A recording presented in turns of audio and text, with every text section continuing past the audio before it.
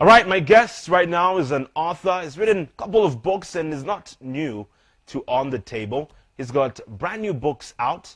Recently, he was also nominated for the Diamond TV Personality of the Year Awards in the Author of the Year category, which went to Mizinga Melu.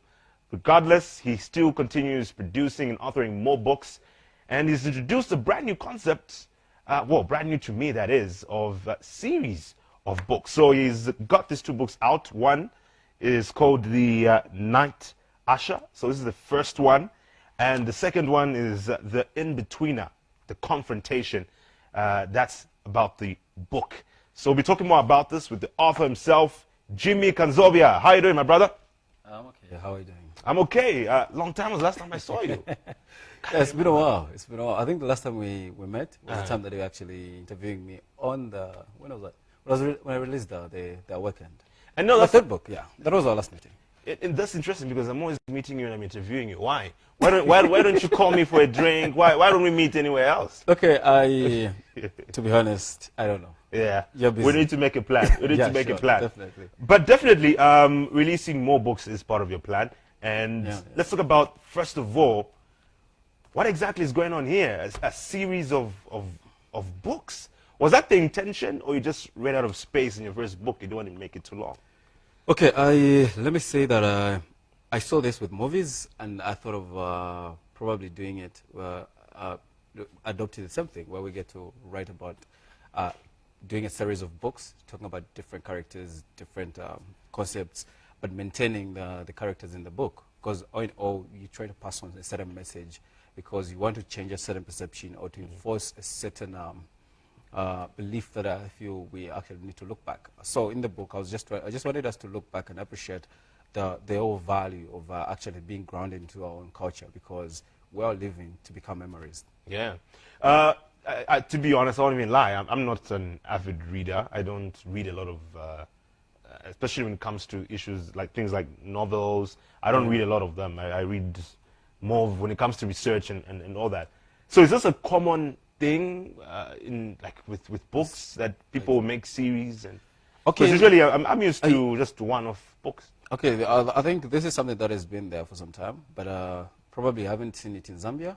So I thought of probably getting into it, like getting to release a series of books. So like I mentioned last time when you were interviewing me when I released Dusk, Dusk has a series of about 4 books coming. So next year, probably mid-next year, I think I'll release book 2 and book 3. So for this one, I was thinking of also doing the same thing. Like, okay, how about I release 2 books at the same time, of which I feel maybe book 3 and book 4 probably will come in either after next year, and see how everything is going to go unfold. But otherwise, I just wanted to just enforce it and also see how best it could also, I could also inspire others that I actually have written quite a number of materials to actually probably see that they can also release their material at the same time, and also doing the same thing as in contributing best. You know, we see people releasing one book, they go quiet, and I feel if you have material, you can still release them at the same time. It's like musicians sometimes release one song and go quiet. Yeah. So actually there's just quite a huge challenge in with the creatives, because creative writing is quite different from just ordinary writing or motivational writing.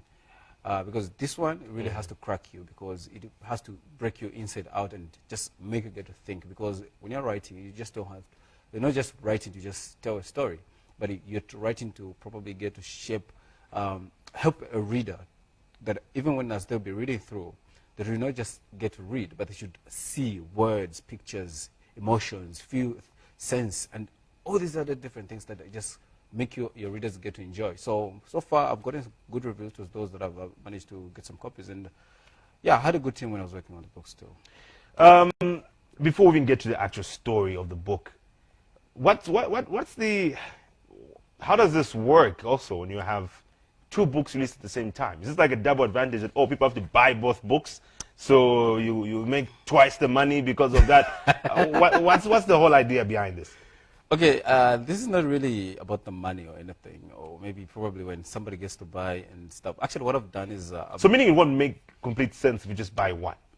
You have to buy 2 if you want to buy get 2. Yeah, if you want to get the story. Because you can't buy book 2 without buying book 1, or you can't buy book 1 ignoring book 2. Sounds like a good business move to me. I don't know about you, but... It's a strategy. So when you get two at the same time, there's a discount, a very good discount. So, okay. of which is I feel people are actually going to really enjoy because they're different concepts, but a great story. Let's get to that. The story. What are we talking about in these books? In the books. So in the first book, that is The Night Usher. It is by. It is. I was actually just trying to bring out the very sense of oneness, a sense of belonging to our own culture, on our own Africanity, our own traditions, our own roots. Because long time ago, when you compare time then and now, they are two different times. Because we, in us trying to modernize and move away from our own tradition, African tradition, and everything, we realize that there are a lot of things that we get to forget. So in the book, I was trying to bring these two characters. Actually, the main character in the book is a female character.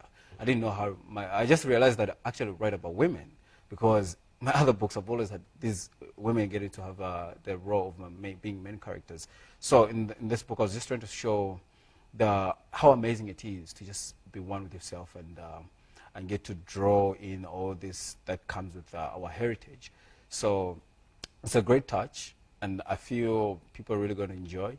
Looking at also the supporting character that was the guy, the husband, was a very good guy, despite it having in a very different time and everything, was made everything unfold in a very great and strange way. Because then I wrote the story in a time where people could witness the African gods walk among them and be part of their lives and everything, because there was so much that was happening then.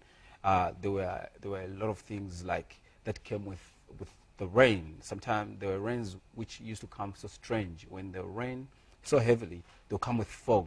That fog came with a lot of things like the blenders. The blenders, these are smoky shadows that lived off human source